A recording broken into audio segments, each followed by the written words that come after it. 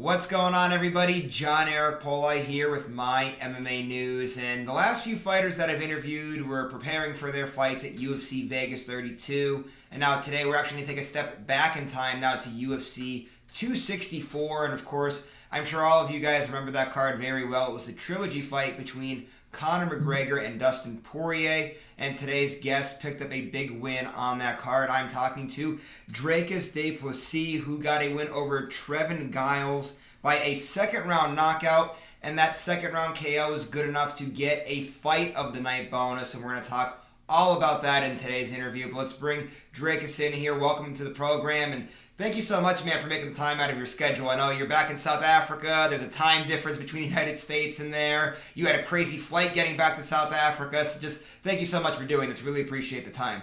No, only a pleasure, man. Thank you so much for having me. It's always great to talk about the experience. But yeah, I mean, like you said, long flight, but there's no place like home, and good to be back. And yeah, things couldn't have gone better.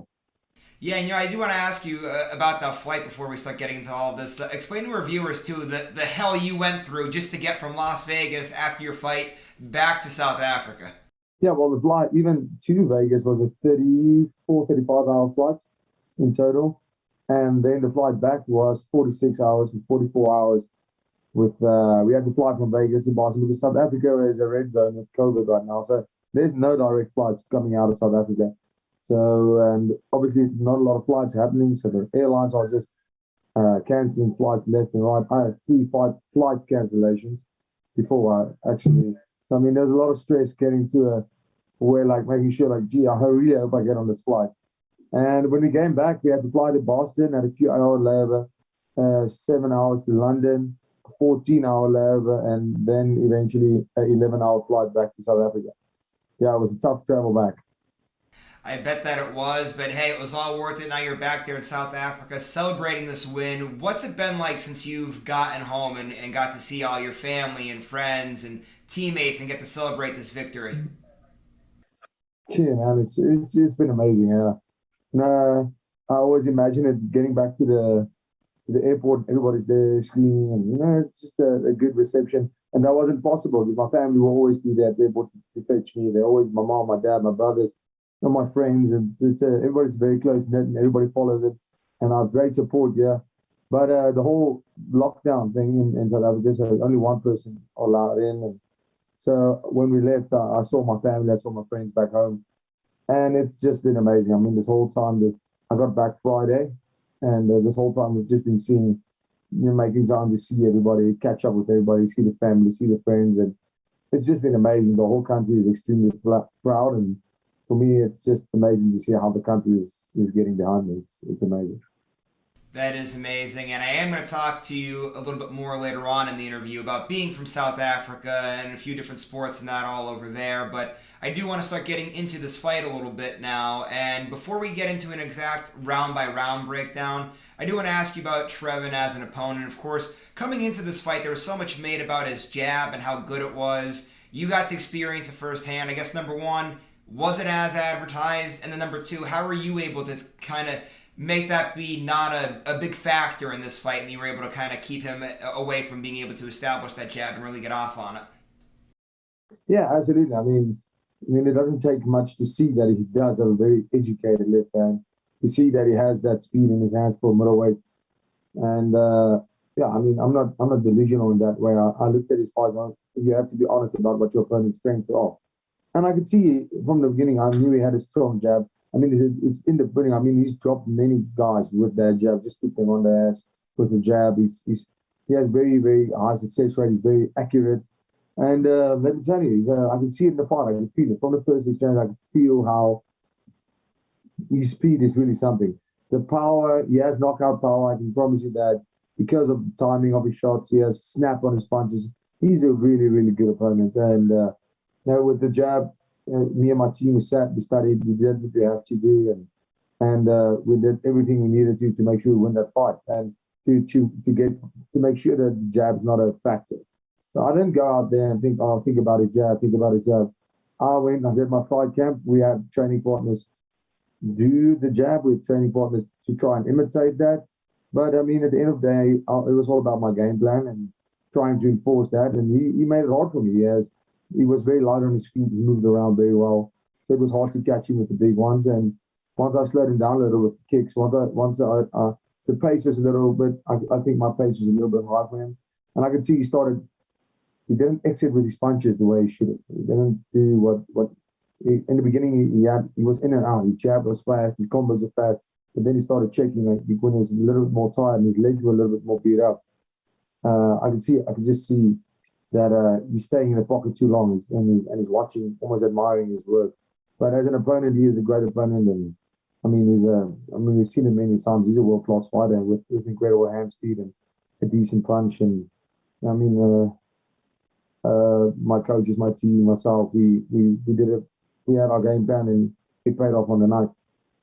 And I want to get your thoughts on the first round of the fight, too, because it was such a close, evenly matched round. And then you, of course, got a takedown a little bit later on in the round. Just what were your thoughts on it, because it was so close? And when you went back to the corner at the end of that first round, did you think that you've done enough to have won that round on the scorecards?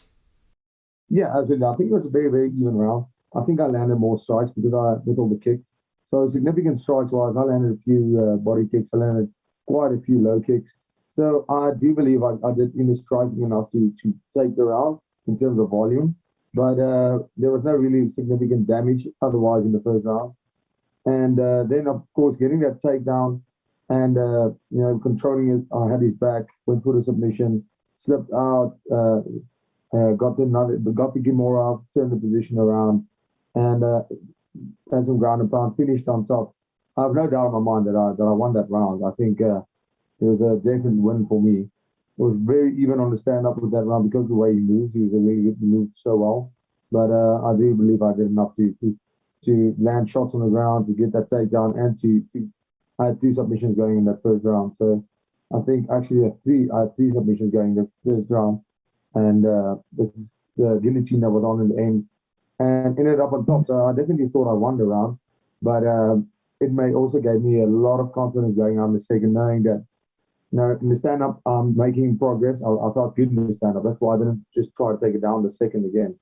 I felt I had good progress. I saw my low kicks paying off. I saw the body kicks paying off. And, in that fight, if things didn't go the way, I would have definitely gone for that takedown. And I could feel that I'm physically stronger, and I could just feel that on the ground he doesn't have the answers for my questions. So, that was obviously at the back of my head, but, it wasn't necessary yet. To make sure to get the fight to the ground. And now let's get into this finish now, finally. So you just broke down that first round. You did allude to this earlier in one of your answers where you were saying that he was starting to really admire a lot of his work and almost like freeze frame in there. He landed probably his best shot of the fight, but there he was, standing there, hands down. You capitalized on that moment when you got the finish. Take everybody through the finish and how you got it done in that second round. Yeah, so, he has those snapping hooks that he throws. And I was surprised because they don't look hard. If you watch the tape, it doesn't look like those snapping hooks can have any power. But I was surprised that he actually did have power. But, I fight with my guard high, especially when I fight him. I'm not always fighting with that high guard. But because he has such a low guard and he has the speed in his punches, I just knew I had to have my guard up, especially in the beginning of the fight. And it helped me. He landed those shots. Nothing really clean landed. I felt the shots on my hands, both hooks that he threw. And as I saw the shot while looking down at his hips, I could just see both of his hands. After he hit, I could see both of his hands in my sight. And I knew if both his hands were there, there's no way his hands are at the top. And it was basically the same side counter. He had me this side, and I threw. And I just saw his hands are low, and he was in range. As he was in range, and he likes to ride the punches a lot. So I knew if I was going to throw that jab, he's going to ride that punch. And he did exactly that. As he got out of the way of the jab, he had overextended all the way he could have backwards. And the right hand, that eventually I stepped over with the right hand because of the way he slips. And it just landed on perfectly. That was obviously the plan. But you never know. He had great head movement in the first round as well. But unfortunately, if you fight with your hands that low, eventually something will land, and it did. Indeed it did, and because of that, you ended up going home with some extra cash, and of course for this fight, Dana White made the Fight of the Night bonus $75,000, so What was it like getting that extra money, and what do you plan on doing with it? Oh wow! I mean, yeah. I mean, I was at the hotel watching the fight, the end of the event, and then he announced on the interview or what on the press conference afterwards. He said that I got the 75, and yeah. I mean, I just phoned my parents, phoned everybody home, and I was like, yeah, well, we did it, and phoned my agent. It was crazy. I mean, it's mind blowing. I mean, the money is one thing, but I'm not in this for the money yet. I'm in this for the passion, for the love, and to know what I've accomplished, to be on a supercard like that with all these amazing athletes and fighters I looked up to, and being able to walk out there with having a performance bonus, which means that I'm the star of the star card, one of the stars at least. It's good. I mean, that's a feather in my cap. It's great to know that the company will appreciate that, and that's at the end of the day what it's all about: keeping the company happy, and keeping a job, and making sure your boss is happy. So what I plan on doing with the money in that case, I'm not sure yet. I'm not planning to go on any spending spree right now. Uh, Maybe investing a little bit in myself in terms of training wise, all that. That's around what I think about it, and making sure that I can rake up some more. Maybe rake up a few more of those 75K bonuses. Hey, those bonuses are always nice to have in the bank. And now I do want to ask you a little bit about being from South Africa. So, when it comes to South Africa, the first thing that I think about when it comes to sports is actually golf. I think of Gary Player and Ernie Els, and there have been a few tennis players throughout the years too that have snuck in there and have competed in major finals. What's it like for you being a fighter from South Africa? And I know you mentioned before that people are starting to get on the bandwagon there and starting to follow you a lot over there in your home country. So, what's it like kind of going through the fight scene in a country that's been so well known for other sports, like I said, like golf or tennis or something like that? Yeah, absolutely. I mean, it's a sport I love, and like I said, in the last 5 years, the sport has really, really been growing tremendously in South Africa, to a sense where it became a mainstream sport a bit more. People started realizing fighters. People started, giving recognition to fighters, but not in a sense where government at all gives at all. No, just fan wise, and people rocking up to watch the fights and having sold out arenas and for local shows. So that's always great, and having a following from South Africa and making it in the biggest stage in the world, it means a lot for the country. For me, to be able, there's a lot of dark times in my country at the moment, a lot of unrest, and to be able to motivate, to inspire, and to show, well, to give my country something to look forward to give the people something to be proud of, to give the people something to be happy of. It's such a weird time in the world right now, especially with COVID as well, and people are hungry for that. And for me being able to go out there and doing something like that, and in a sport that I love, this not only promotes me, this promotes the sport of MMA, and I think we do have a lot crazy talent here that's going to be able to take inspiration from this, and at the end of the day, make it to the big stage themselves. So I mean, this absolutely means the world to me to be living here to represent this country 100% and being able to make a difference.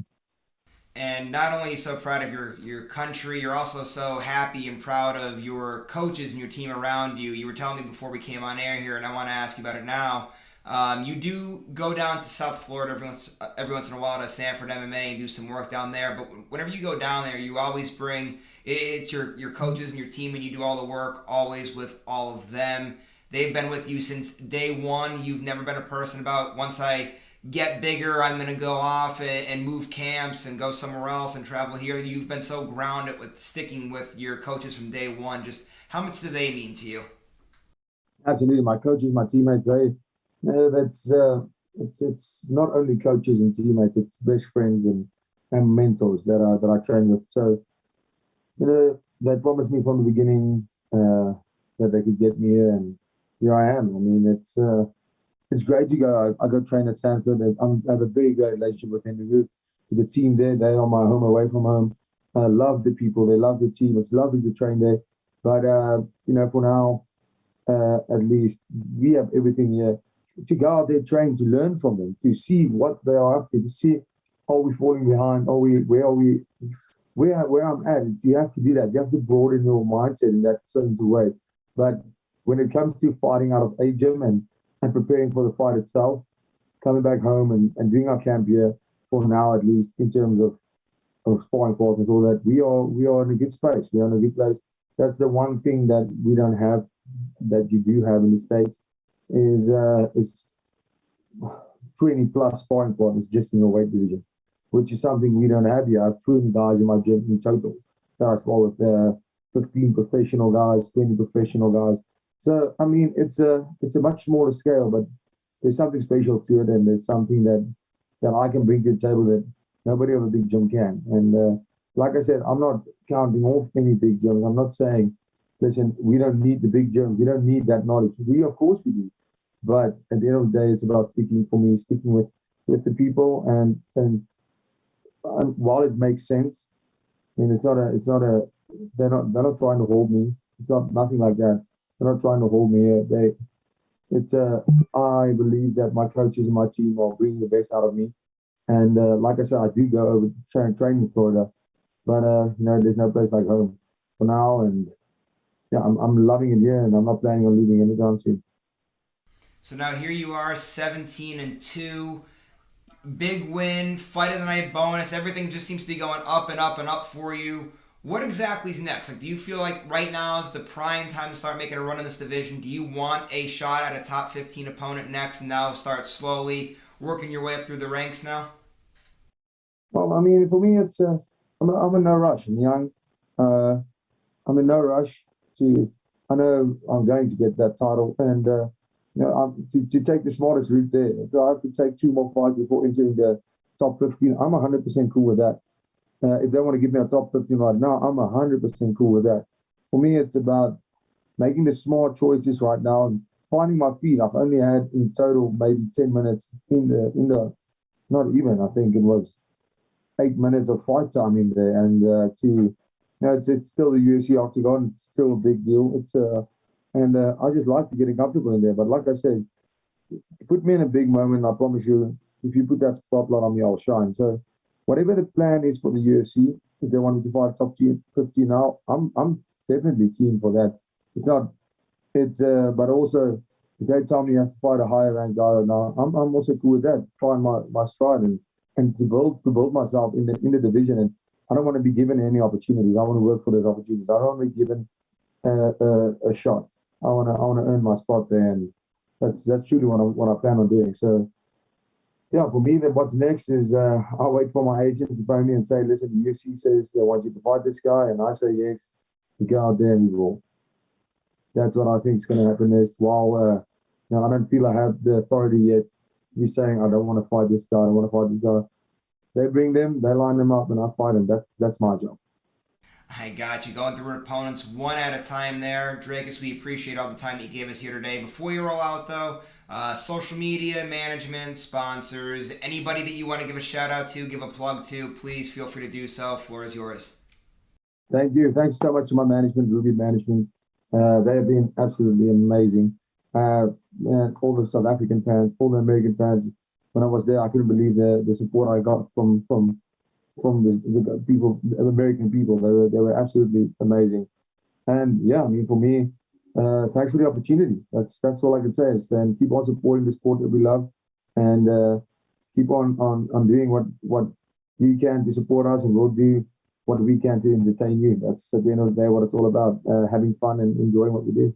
All right, guys, there you have it. That was Dricus Du Plessis. Again, big winner back at UFC 264, picking up some extra cash, which is always nice. And thanks again so much for all the time today. And thank you guys for the time watching this interview. Just want to remind you guys, if you haven't done so yet, please go to the bottom and subscribe to this YouTube channel. Also go to my Instagram and Twitter. Give me a follow at John Eric Poli. And same for my MMA News. I know you guys are probably already going there because we have great content that comes out every day of the week. But if you aren't, please make sure that you're going there and checking that out. Also, our social media accounts, give us a like and a follow on there as well. We appreciate it. We'll see you later, everybody.